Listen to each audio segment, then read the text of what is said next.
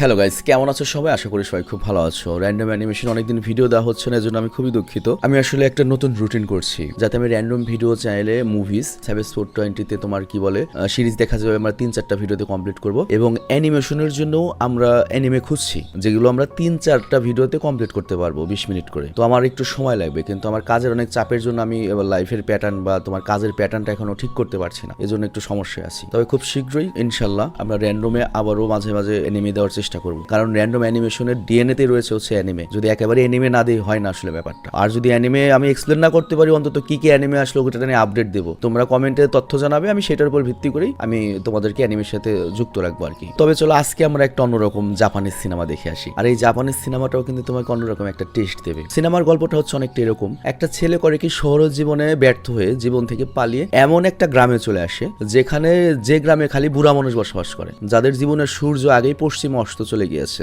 যারা জীবনের সকল আশা ভরসা ছেড়ে দিয়েছে। কিন্তু প্রত্যেকটা বুড়া মানুষের মধ্যেও যে ঘুমন্ত অগ্নেয়গিরি রয়েছে বা উষ্ণতা রয়েছে, সেটা তারা জানতো না। তো চলো আমরা জাপানের সেই ছোট্ট দ্বীপ গ্রামে সবাই হারিয়ে যাই, সেই বুড়োদের গ্রামে। এই গল্প তোমাকে হাসাবে, কাঁদাবে এবং জীবনকে নিয়ে নতুন করে ভাবতে শেখাবে। তো আজকে আমরা জানবো 2009 সালের জাপানি মুভি হোনোকা বই সম্পর্কে, যেটার IMDb রেটিং হচ্ছে 10-এ 6.6। তবে একটা ব্রেক রয়েছে, তুমি ব্রেকটি একটু স্কিপ করে, কষ্ট করে একটু স্কিপ করো, তারপর মূল ভিডিওতে যাও। স্বাগতম প্রিয় বন্ধুরা, তোমরা কি একঘেয়েমিতে ভুগছো? তাহলে মজা পাওয়ার জন্য আজকের বিষয়টি একদম উপযুক্ত তোমাদের জন্য। এখানে তোমরা বিভিন্ন খেলার ফলাফল জানতে পারবে, খেলা সরাসরি দেখতে পারবে এবং ভবিষ্যৎবাণী করার মতো মজার একটি অংশও রয়েছে, যেখানে তুমি অনুমান করতে পারো কোন দল জিতবে, কতটা ব্যবধানে ইত্যাদি। এতে রয়েছে আকর্ষণীয় পুরস্কার জয়ের সুযোগ, বিলাসবহুল গাড়ি, নামি মোবাইল ফোন, কম্পিউটার এবং আরো অনেক কিছু। এটি এমন একটি বিশ্বস্ত জায়গা যেটি PSG এর মতো আন্তর্জাতিক খেলার দলের পৃষ্ঠপোষকতা পেয়েছে,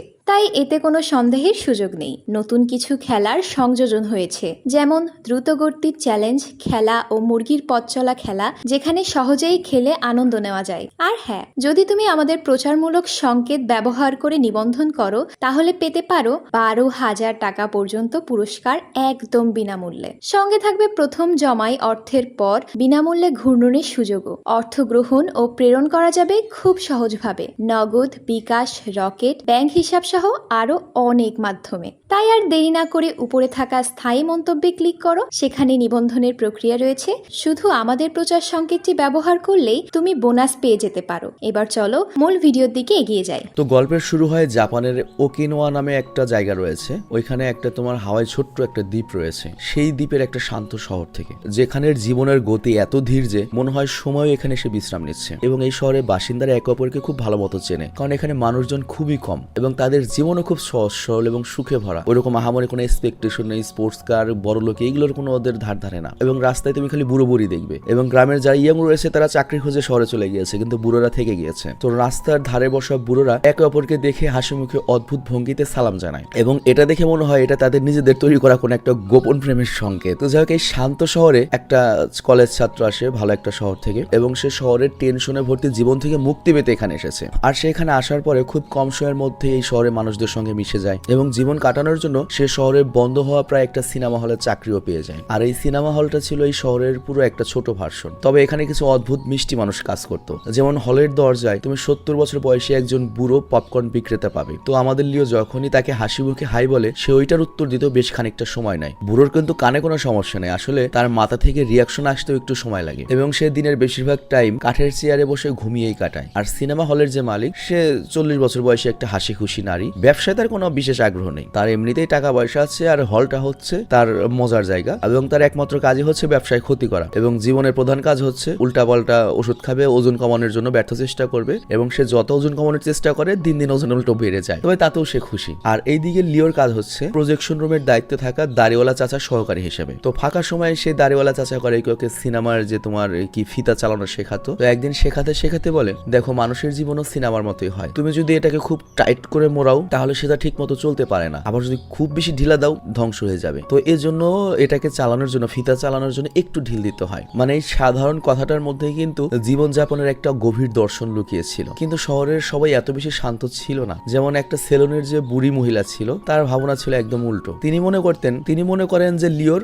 শহরে গিয়ে ভাগ্য পরীক্ষা করা উচিত। এই বুড়োদের ভঙ্গুর আরাম করা শহরে কাটানো উচিত নয়, কারণ তার মতে নারীরা স্বপ্নহীন পুরুষদের একদমই পছন্দ করে না। যেসব পুরুষ পেয়ে নিতে পারে না, স্বপ্ন নেই, তাদের পছন্দ করে না। কিন্তু এটা শুনে এতক্ষণ ঘুমিয়ে থাকা আমাদের দাদু, যার নাম হচ্ছে কিমোরা দাদু, শহরের সবাই তাকে কিমোরা দাদু বলে, সে চোখ খুলে দেখতে লাগে। তবে এখানে একটা কথা বলতেই হবে, পুরুষরা কিন্তু জীবনভর বেঁচেই থাকে, আর এটা কিমোরা দাদুকে দেখে মানতে হবে। তার বয়স 90 বছর, কিন্তু তিনি এই শহরের সবচেয়ে ইয়াং আমুদে মানুষ ছিলেন। তার মন একটা শিশুর মতো, বয়সও তাকে হার মানাতে পারেনি। তার ছেলে মেয়ে নাতিপুতিরা সব আমেরিকা ইংল্যান্ডে থাকে, কিন্তু সে এখানেই রয়ে গিয়েছে। এবং তার সবচেয়ে প্রিয় কাজ কি জানো? ফ্যাশন যে ম্যাগাজিন আছে না, ওইখানে যে সুন্দরী মডেল থাকে না, ব্রাটা বরা, এগুলো দেখবে। যদিও তার চেতনা দণ্ডের এখন আর ক্ষমতা নেই, কিন্তু তারপরে এইগুলো দেখতে তার ভালো লাগে। আর তাছাড়া এই শহরে তো কোনো তরুণ মেয়ে দেখাই যায় না, আমাবস্যার চাঁদের মতো মেয়েরা হঠাৎ দেখা যায়। যদি সুযোগ পাই সে মেয়েদের তাকিয়ে দেখে। আর এরপর আমরা দেখি কিমোরা দাদু কোনো একটা জায়গা থেকে একটা সাদা টি শার্ট নিয়ে রয়েছে, সেখানে কিছু লেখা ছিল। তো সে লিওর কাছে লেখাটার মানে জানতে চায়। তো লিও বেচারা এটার উত্তর দিতে লজ্জায় পড়ে যায়। মানে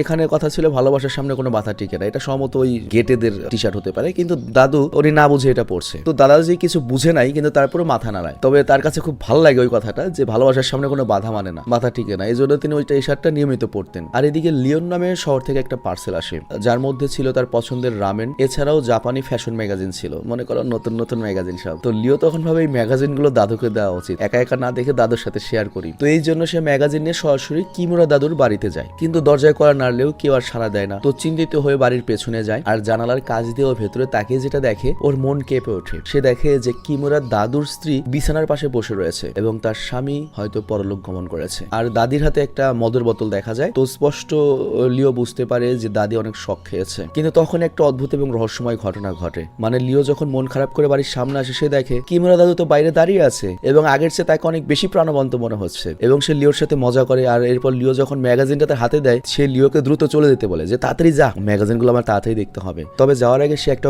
গভীর অর্থপূর্ণ হাসি দিয়ে লিওকে বলে, শোন, বয়স বাড়লে বাড়বে, তাই কি হয়েছে, মনের দিক থেকে ইয়ং থাকতে হবে। তবে একটু আগে লিও যেটা দেখলো যে দাদু তো মারা গিয়েছে, এটা কি? তো অ্যাকচুয়ালি এটা দাদুর আত্মা, মানে সিনেমাতে এটাই বোঝানো হয়েছে। তো পরের দিন দাদুর শেষকৃত্য অনুষ্ঠান সম্পন্ন হয়, এবং সিনেমা হলের মালিকের কাছ থেকে জানা যায় যে দাদাদের যে স্ত্রী, সেও পার্কিন্স রোগে ভুগছে। এবং দাদাজি যতই মজা করুক না কেন, তিনি তার স্ত্রীকে খুব ভালোবাসতেন, অনেক যত্ন করতেন, সারা জীবন তার সেবা করেছেন গত 70 বছর ধরে। তবে আশ্চর্যের ব্যাপার, সে ছিল সুস্থ মানুষ আর তার স্ত্রী ছিল অসুস্থ, কিন্তু সে আগে বিদায় নিয়ে গেল। আর এদিকে দাদির স্মৃতি সত্যি কিন্তু আজকে নেই, সে বুঝতেই পারছে না তার স্বামী মারা গিয়েছে। কিন্তু হাজার হলেও অনেক বছর ধরে গড়ে ওঠা অভ্যাস, তো সেই ভালোবাসায় কি এত সহজে মোছা যায়? হঠাৎ করে সে ভেতর থেকে কান্না করে ওঠে যে তার স্বামী মারা গিয়েছে। তো এই ছোট্ট শহরটায় মৃত্যু খুবই সাধারণ ঘটনা হওয়ার কারণে দাদার শোক খুব বেশি দিন টেকেনি, কারণ সবই বুড়া মানুষ, 2 দিন পরপরই মারা যায়, এবং জীবন আবার তার নিজস্ব গতিতে এগিয়ে যেতে থাকে। আর সেদিন সিনেমা হলের মালিক লিওকে বলে বি নামের একটা বৃদ্ধা মহিলার কাছে আটা পৌঁছে দিতে। তো এখান থেকে লিওর জীবন আরেকটা নতুন অধ্যায় শুরু হয়। তো বাড়িতে কাউকে না পেয়ে ও কারে কি কৌতূহলী হয়ে রান্নাঘরে ঢোকে, এবং দেখে যে কিছু পাত্রে মাছ রাখা রয়েছে। তো লোভ সামলাতে না পেরে একটা মাছ মুখে দেয়, আর তখনই পেছন থেকে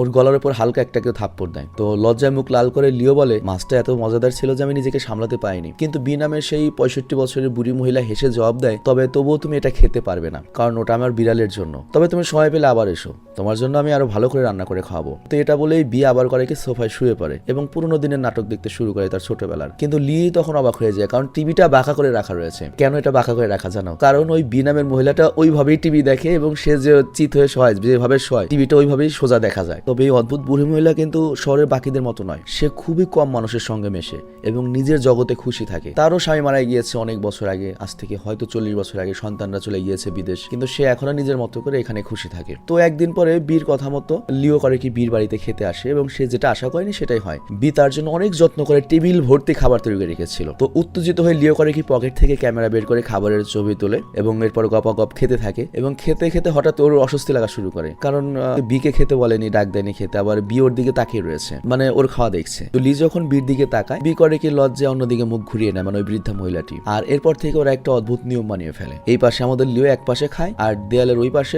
বি বসে থাকে, যেন ওই দেয়াল হচ্ছে তাদের জীবনের একাকিত্বের প্রতীক। আর ওই একাকিত্বের প্রতীক তারা ভাঙতে চায়, কিন্তু ভাঙতে পারছে না। তো এরপর যখন বি জানতে পারে যে লিও রোজ ইনস্ট্যান্ট নুডল খেয়ে বেঁচে রয়েছে, তখন সে পরামর্শ দেয়, তুমি নুডলসের সাথে কিছু সবজি দিও, এতে শরীরে পুষ্টি হবে। তো লিও তখন লজ্জা পেয়ে বলে আমার কাছে তো সবজিই নেই, কড়াইও নেই। তো বি তখন ওকে রান্না করা খাবারের একটা রোল দেয় এবং বলে তুমি এটাকে এটা নুডলসের সঙ্গে মিলিয়ে খেও, এটার মধ্যে সবজি আছে। লিও তখন বলে আমার কাছে তো সবজি কাটার ছুরিও নেই। তো বি তখন অবাক হয়ে যায় এবং তারপর লাজুক ভাবে লিওকে বলে তাহলে এক কাজ করো, তুমি প্রতিদিন এখানে খেতে আসবে, তবে এর বদলে আমাকে কিছু দেওয়ার চিন্তা করো না, কিন্তু আমি ওসব একদম পছন্দ করি না, বাজার করে নিয়ে আসবে না, তুমি প্রতিদিন এসে খালি আমার কাছে খাবে। তো ওই দিন থেকে বীর ব্যস্ততা বেড়ে যায়। ঠিক ছোটবেলায় সে যখন তার সন্তানদের জন্য নাতিদের জন্য রান্না করতো সেভাবে রান্না করতে লাগে লিওর জন্য। এমনকি সকালে নাস্তা বানিয়ে চুপচাপ ওর কাজের জায়গায় দিয়ে আসতো। তো কয়েকদিন পরে সিনেমা হলের ওই দাড়িওয়ালা চাচা সিঁড়ি থেকে পরে আহত হয়ে যায়। তো এরপর লিও যখন সাহস করে সিনেমা দেখানোর কাজ হাতে নেয়, দেখে যতটা কাজ সহজ মনে হচ্ছিল আসলে কাজ করার সময় ততটাই কঠিন প্রমাণ হয়। সে ঠিক মতো সিনেমা চালাতে পারলো না, এমনকি সে একটা দামি সিনেমার নেগেটিভও নষ্ট করে ফেলে। তো হতাশ লিও তখন দুঃখে পাহাড়ের একধারে বসে মন খারাপ করে বসেছিল। বাট তখনই এখানে বি চলে আসে এবং ওকে কোনো সান্ত্বনা কিন্তু দেয় না, শুধু নিজের মনে আজকের খাবারের মেনু নিয়ে কথা বলতে শুরু করে যে আজকে কি খাওয়াবে, কি রান্না করবে। এবং সে লিওকে বলে আজকে তুমি আমার সাথে রান্না করবে, আর রান্না নিজে করে খেলে অনেক বেশি মজা হয়, খাওয়ার চেয়ে রান্না করা মজা বেশি। তো এরপর রান্নাঘরে যখন লিও যায় সে কোনোভাবে বিকে সাহায্য করতে পারছিল না, সে খালি মুগ্ধ হয়ে বীর রান্না করা দেখছিল। এবং দেখা যায় বি পুরো একটা বাঁধাকপি সিদ্ধ করে তার পাতা আলাদা করে নেয়, আর তারপর চাল, কিমা এবং বিভিন্ন ধরনের মশলা মিশিয়ে একটা পুর তৈরি করে এবং সেই পাতা মুড়িয়ে একটা রোল বানায়, আর তারপর সেগুলোকে ভেজে গরম সুপার ক্রিমে রান্না করে এবং একটা অসাধারণ ডিশ তৈরি হয়। এবং সেটার এক লোকমা মুখ নিতেই লিওর মন থেকে সমস্ত হতাশা, সমস্ত দুঃখ এক মুহূর্তে উধাও হয়ে যায়। এবং খাবারের মধ্যে যে এত জাদুকরী একটা ক্ষমতা রয়েছে লিও সেটা সেদিন প্রথমবারের মতো বুঝতে পারে। তো এভাবেই দিনগুলো কেটে যেতে লাগলো এবং লিও এবং বীর সম্পর্ক আরো গভীর হতে লাগে এবং তাদের মাঝের দেওয়াল এখন বিভিন্ন রকমের খাবারের ছবি দিয়ে পূর্ণ হয়ে গিয়েছে। আর নিজের পছন্দের খাবার অর্ডার করার সুবিধার জন্য লিও করে কি তাদের দুজনের জানালার মাঝখানে একটা ইন্টারকমা বসিয়ে দেয়। তো লিওর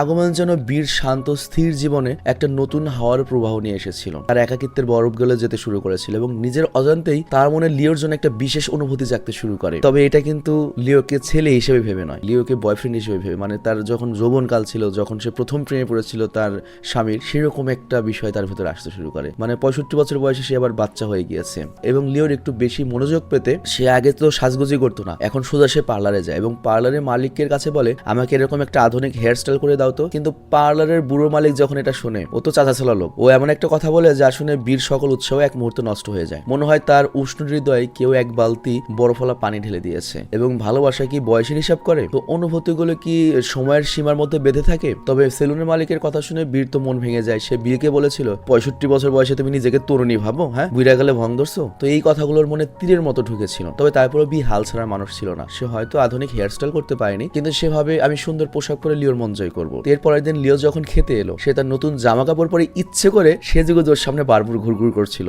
যাতে লিও একটু প্রশংসা করে। সে আশায় ছিল যে কখন একটু প্রশংসা করবে লিও, কিন্তু দুঃখের কথা লিওর চোখ শুধুমাত্র ওই প্লেটের সুস্বাদু খাবারের উপরে ছিল এবং সে খাবারে এতটাই মগ্ন ছিল যে বীর মনের যে চুপচাপ বিপ্লব ওর চোখেই পড়েনি। বীর পোশাক, বীর মনের অজানা কথা, এই সবকিছুর জন্য খাবারের সুগন্ধের আড়ালে লুকিয়ে গিয়েছে। তো এরপর বি করে কি নিজের অনুভূতি প্রকাশ করার জন্য একটা নতুন পরিকল্পনা করে। সে উইকেন্ডে বা ছুটির দিনে লিওকে নিয়ে শহরের বাইরের একটা লুকানো সুন্দর জায়গায় নিয়ে যায় এবং এমনও শোনা গিয়েছিল যে ওই রাতে আকাশে মুনবো অর্থাৎ চাঁদের ইন্দ্রধনু দেখা যাবে, যেটা মানুষের জন্য সৌভাগ্য নিয়ে আসে। কিন্তু মুনবো দেখার অনেক শর্ত রয়েছে, অনেক কঠিন শর্ত, অনেক রাত পর্যন্ত অপেক্ষা করতে হয়। তো অনেক রাত পর্যন্ত তারা যখন অপেক্ষা করে সেই সৌভাগ্যের ইন্দ্রধনু কিন্তু তাদের দেখা দেয় না। আর ওই অপেক্ষার মুহূর্তে বীর জীবনের একটা একাকিত্বের গল্প সামনে আসে। বীর স্বামীর মৃত্যু হয়েছে ভাই 40 বছরের বেশি, আর গত 40 বছর সে একাই কাটিয়েছে। তো তার ভেতরে যে কতটা শূন্যতার অর্থনাথ লুকিয়ে রয়েছে লি বুঝতেও পারেনি। তো পরিবেশ ভারী হয়ে যাচ্ছে, এই জন্য লিউ করে কি হঠাৎ করে কথাটা পাল্টে জিজ্ঞাসা করে, আচ্ছা আমার যদি কোনো গার্লফ্রেন্ড থাকে তুমি কি তাকে রান্না করা শেখাবে? আমি সত্যিই চাই আমার জীবনে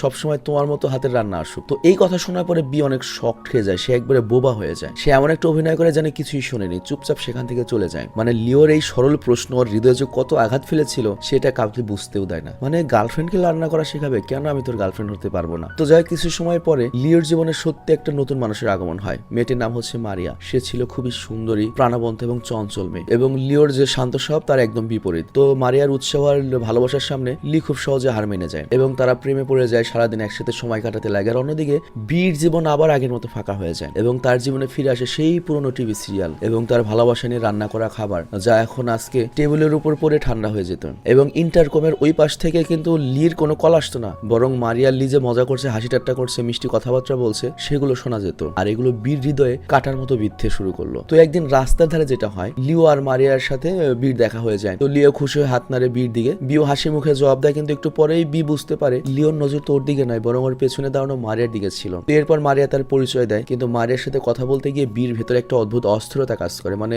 এই 17 বছরের যুবতী মেয়ের সাথে ওর নিজেকে প্রতিদ্বন্দ্বী ভাবা শুরু হয়। মানে এই সিনেমাতে বোঝানো হয়েছে যে প্রত্যেকটা মানুষের মনের দিক থেকে ইয়াং থাকে আর কি, কিন্তু সমাজ বা অবস্থা, পারিপার্শ্বিক অবস্থা তাদেরকে বুড়ো হতে বাধ্য করে, যে না তুই বুড়োর জায়গায় ফেরত যা। তো যাই হোক, এরপর লিও জানলো যে পরের দিন তার জন্মদিন, আর সে মারিয়াকে নিয়ে বীর বাড়িতে ডিনার করতে যায়। বিও রাজি হয়ে যায়। তবে বিদায় নেওয়ার সময় লিও দৌড়ে এসে বিকে বিশেষভাবে বলে, মারিয়া কিন্তু বাদাম খেতে পছন্দ করে না, তুমি কিন্তু রান্নায় বাদাম দিও না, এটা মাথায় রেখো। তো পরের দিন সন্ধ্যায় বি করে কি একটা টেবিল ভরে সুস্বাদু খাবার তৈরি করে। কিন্তু লিও আর মারিয়া সে ঠিক এক মুহূর্তে সুপার মার্কেট থেকে কিছু কেনার বাহানায় সে বাড়ি থেকে বেরিয়ে যায়। মানে বি জানতো লিওর জীবনে এখন আরেকজন চলে এসেছে, কিন্তু ওর মনটা এতটাই খারাপ ছিল যে সে লিওর জন্মদিনের শুভেচ্ছাও দিল না, বাইরে চলে গেল। আর ওই দিন তার হৃদয় ভাঙতে এবং হিংসার জোরে সে কিন্তু একটা খারাপ মজাও করেছে। সে ইচ্ছাকৃতভাবে চীনা বাদাম মিশিয়ে দিয়েছিল খাবারে। সে ভেবেছিল হয়তো জাস্ট মারিয়া বাদাম খেতে পছন্দ করে না, কিন্তু সে এটা জানতো না মারিয়ার বাদামে তীব্র অ্যালার্জি রয়েছে। তো খাওয়ার পরে যেটা হয়, মারিয়ার তীব্র অ্যালার্জি শুরু হয়, শরীর ফুলে লাল হয়ে যায়, পেটে ব্যথা করতে শুরু করে, এবং এটা ছিল ফুড অ্যালার্জির লক্ষণ। আর এরপর হাসপাতালের করিডোর থেকে লিও ফোনে চিৎকার করে বিকে জিজ্ঞাসা করে, তুমি এটা কেন করলে? তো ফোনের ওই পাশ থেকে বি কোনো উত্তর দেয় না, শুধু একটা গভীর নীরবতা ছিল। আর এরপর লিও যখন ফোনটা কেটে দিয়ে ওয়ার্ডের দরজায় পৌঁছায়, ও ওখানে গিয়ে আরেকটা কষ্টের দৃশ্য দেখতে পায়। তখন মারিয়ার আসল বয়ফ্রেন্ড চলে এসেছে। মানে মারিয়া এখানে এসেছিল হচ্ছে একটা ধরো কি বলে ইন্টারনির জন্য। তো ইন্টারনিতে এই সময়টা কাটানোর জন্য লিওকে জাস্ট বন্ধু বানিয়েছিল। লিও জাস্ট ওর সময় কাটানোর মাধ্যম ছিল। আবার ওদিকে ফোনের অন্য পাশ থেকেও বি কোনো উত্তর দিতে পারছিল না, কারণ তার নিজের অপরাধবোধ এবং অনুশোচনার কারণে তার পুরো জগৎ কেঁপে উঠেছিল, এবং মানসিক চাপের কারণে তার হাই প্রেশার হয়ে যায়, এবং অতিরিক্ত রক্তর চাপের কারণে তার চোখ হঠাৎ করে মনে করো যে হারিয়ে ফেলে দৃষ্টি। এবং এটা খুব কমন একটা ব্যাপার, অতিরিক্ত হাই প্রেশারে চোখের দৃষ্টি হারিয়ে যায়। এবং ডক্টর তারপরে বলে যে অলৌকিক কোনো ঘটনা যদি না ঘটে, সে হয়তো তার চোখের আলো আর কখনোই ফিরে পাবে না। তো এই ঘটনার পরে লিওর জীবন কিন্তু পুরোপুরি আবারও বদলে দেয়। সে মারিয়ার ধোঁকাবাজি যন্ত্রণা ভুলে সে নিজের কাজের পাশাপাশি অন্ধ হয়ে যাওয়া বীর যত্ন নেওয়া শুরু করে, এবং তার সকল দায়িত্ব নিজের কাঁধে তুলে নেয়। আর এরপর একদিন কাজ থেকে ফিরে যাওয়ার পথে কিমুরা দাদার বাড়ির কাজ দিয়ে যাওয়ার সময় লিও দেখে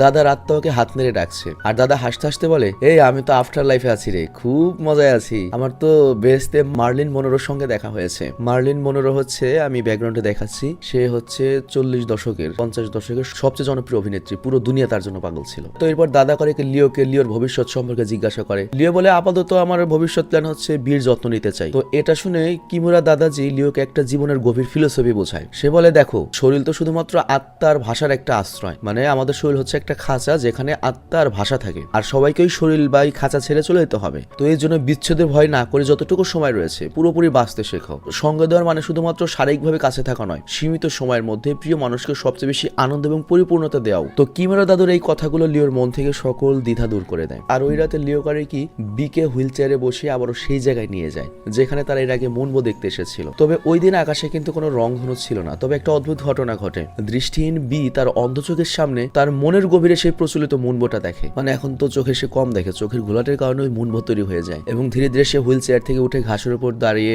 চাঁদের আলোয় নাচতে শুরু করে। এবং তার সেই শান্ত ধীর গতির নাচে একটা অদ্ভুত সুন্দরতা ছিল, যা তার বয়সের সকল চিহ্ন মুছে দিচ্ছিল। আর এটা ছিল তার জীবনের প্রতি অ্যাকসেপ্টেন্স, তার বয়সের প্রতি অ্যাকসেপ্টেন্স, এবং তার একটা মুক্তির নাচ। তো এর 10 বছর পরের দৃশ্য আমাদের দেখানো হয়। লিও আবারও সেই ছোট্ট শহরে ফিরে এসেছে। বীর বাড়ি এখন খালি পড়ে রয়েছে, মানে এসব জায়গায় কেউ থাকেও না, বা কেউ মারা গেলে ওই বাড়িটা বিওয়ারেসি পড়ে থাকে, কিন্তু ওই বাড়ির প্রতিটা কোণে কিন্তু বীর স্মৃতিগুলো ভেসে বেড়াচ্ছে। আর লিওর চোখের সামনে সেই পুরনো দিনের দৃশ্যগুলো স্লাইড শো এর মতো একটা একটা করে ভেসে উঠছিল। তার কানে এখনো বীর সেই প্রাণখোলা হাসির আওয়াজ বাজছে, এবং লিও যেন আবারও সেই বীর নিঃস্বার্থ ভালোবাসা এবং যত্নের উষ্ণতা অনুভব করছে, যেটা বর্তমান যুগে কেউ কাউকে দেয় না। তো গল্পটা এখানেই শেষ হয়। তো এই গল্পটা আসলে আমাদের কি শিখিয়েছে? আসলে শিখিয়েছে জীবনটা এরকমই হয়। কিছু মানুষ আমাদের জীবন আসে ঝড়ের মতো, এবং সবকিছু ওলট পলট করে ভালো একটা লাইফে ফিলিংস দিয়ে আবার চলে যায়। আবার তারপর কিছু মানুষ আসে শান্ত নদীর মতো, তারা চুপচাপ আমাদের জীবনে এসে ভালোবাসা দিয়ে ভরিয়ে দিয়ে তারপর চলে যায়। কিন্তু আমরা সবাই একা একা এই পৃথিবীতে আসি এবং একা একাই চলে যাই। এবং এই আসা যাওয়ার মাঝে যাদের সঙ্গে আমরা চলি, যাদের সঙ্গে আমরা হাসি খুশি ভাগাভাগি করি, তারা আমাদের জীবনকে, আমরা তাদের জীবনকে সুন্দর করে তুলি। তো বি আর লিওর সম্পর্ক হয়তো প্রচলিত কোনো সম্পর্কের মতো ছিল না, যাকে আমরা মা ছেলের সম্পর্ক বা প্রেমিক প্রেমিকার সম্পর্ক কোনো সম্পর্কে আমরা বলতে পারিনি। কিন্তু এই আনআইডেন্টিফাইড সম্পর্কটাই কিন্তু আমাদের শেখায় যে সঙ্গ দেওয়ার জন্য কোনো নির্দিষ্ট সম্পর্কের সংজ্ঞা বা কোনো কিছুই লাগে না, দরকার একটু ভালোবাসা, একটু নিঃস্বার্থ যত্ন। তো আমাদের জীবনে কিন্তু অনেক বি বা লিও রয়েছে, যাদেরকে হয়তো আমরা অনেকে মূল্যায়ন করি বা করিও না, কিন্তু তাদের উপস্থিতি আমাদের লাইফটা কিন্তু আমাদের অজান্তে অনেক সুখের করে তোলে। কিন্তু কখন তারা আমাদের জীবন থেকে হারিয়ে যাবে এটা আমরা কেউই জানি না। আর এইরকম একটা ফ্যাক্ট নিয়ে এই সিনেমাটি তৈরি করা হয়েছিল। আমি জানি না সিনেমাটি তোমাদের কেমন লেগেছে, কিন্তু এখন আমি বুম বাম সিনেমার চেয়ে মূলত এই ধরনের সিনেমাগুলো আমার কাছে বেশি ভালো লাগে। কারণ এক একটা সিনেমা কিন্তু তোমার লাইফের একটা লেসন শেখায়। কারণ সিনেমাতে প্রত্যেকটা মানুষের লাইফ নিয়ে আলাদা আলাদা মানুষের জীবনে একটা স্টোরি থাকে। 2-3 হাজার সিনেমা যদি তুমি দেখো, তোমার ওইটা তোমার লাইফকে অনেক বেশি প্র্যাকটিক্যাল করে ফেলবে। কারণ তুমি মিনিমাম 1000 মানুষের লাইফ স্টোরি তুমি জানতে পারলে। এমনকি তুমি যদি অ্যানিমে দেখো, যাই দেখো না কোনো, প্রত্যেক জিনিসের ভেতরেই ওই মজার ছলে হোক, কাল্পনিক ছলে হোক, রিয়েল লাইফের অনেক বাস্তবের অনেক ফ্যাক্ট থাকে। এবং তবে তোমার একটা চোখ থাকতে হবে ওগুলো বোঝার জন্য, অ্যানালাইজ করার জন্য, বোঝার জন্য যে এখানে কি বোঝালো, এখান থেকে আমার লাইফে আমি কি শিখতে পারি। আর এভাবেই তুমি ওই আজেরা টিকটক আজেরা ভিডিও দেখার চেয়ে তুমি যদি অ্যানিমে দেখো, কে ড্রামা দেখো, যাই দেখো না কেন, ওইটা তোমার লাইফে অনেক চেঞ্জেস আনবে, তোমার লাইফে অনেক ফ্যাক্ট শেখা, তোমার লাইফকে অনেক প্র্যাকটিক্যাল করবে, তোমার লাইফে অনেক হেল্পফুল হতে পারে ওই জিনিসগুলো। তো আমি বিদায় নিচ্ছি, ভালো থেকো, সুস্থ থেকো, টেক কেয়ার, আল্লাহ হাফেজ। গাইস, বিদায়ের আগে তোমাদের জন্য একটা গুড নিউজ রয়েছে। সামনের গরমের জন্য তোমরা কি স্টাইলিশ কমফোর্টেবল টি শার্ট নিতে যাচ্ছ? আমাদের স্টোরে কিন্তু সেই কালেকশন এসেছে সামার টি শার্টের, যেগুলোর মধ্যে রয়েছে প্রিমিয়াম ফেব্রিক্স এবং অ্যাসিড ওয়াশের টি শার্ট। তো তুমি জাস্ট এখান থেকে স্ক্রিনশট নিয়ে আমাদের যে সেলস ম্যানেজার অনেক রয়েছে তার হোয়াটসঅ্যাপ নাম্বারে যোগাযোগ করবে, স্ক্রিনে দেখতে পাচ্ছ, এবং সেখান থেকে অর্ডার করতে পারবে। আমি তোমাকে সেরা কয়েকটা আমাদের কালেকশন দেখাচ্ছি। যেমন এই টি শার্টটার দাম পড়বে 600 টাকা, এটাও 600 টাকা, এই টি শার্টটাও 600, এবং এই টি শার্টটার বেশ কয়েকটা কালার ভ্যারিয়েন্ট রয়েছে। যেমন দেখতে পাচ্ছ এইটা 4টা ভ্যারিয়েন্ট, এটা 1, 2, 3, 4। আর ডেমোসলারের তানজিরো রয়েছে, এটার দাম 550, নারুতোর মাদারা 550, লেভি আর্চারম্যানের মানে অ্যাটাক অন টাইটানের 550, এগুলো সব অ্যাসিড ওয়াশ। আর এই টি শার্টটা তুমি পাবে লুফি ডি মানকির মাত্র 450 টাকায়। আর এই টি শার্টটার দাম হচ্ছে 600 টাকা, পোর্শের টি শার্ট, এবং নেক্সটটা নিশান জিটিআরও রয়েছে। আর এই অসাধারণ ড্রপ শোল্ডারটির দাম হচ্ছে মাত্র 550 টাকা। আর তাছাড়াও অনেক এনিমে টি শার্টের কালেকশন রয়েছে, যেগুলোর স্ক্রিনশট নিয়ে তুমি আমাদের অনেকের সাথে জিজ্ঞাসা করতে পারো হোয়াটসঅ্যাপের মাধ্যমে, এবং সেখান থেকে অর্ডার করতে পারো। আর এছাড়াও কী প্রোডাক্ট রয়েছে সেগুলো কিন্তু তুমি হোয়াটসঅ্যাপের মাধ্যমে জেনে নিতে পারবে। এবং সবগুলো হাই কোয়ালিটির অ্যাসিড ওয়াশ টি শার্ট, আর মার্কেটের চেয়ে অন্তত তোমরা 150 টাকা কমে পাবে আমাদের কাছ থেকে, কারণ আমরা এখানে ডিরেক্ট সেল করছি, কোনো তোমার মার্কেটিং খরচ হচ্ছে না এর জন্য। তো কোনো টি শার্ট পছন্দ হলে তুমি কিন্তু একবারে নির্দ্বিধায় নিশ্চিন্তে অর্ডার করতে পারো, প্রোডাক্ট কোয়ালিটি নিয়ে কোনো সমস্যা নেই।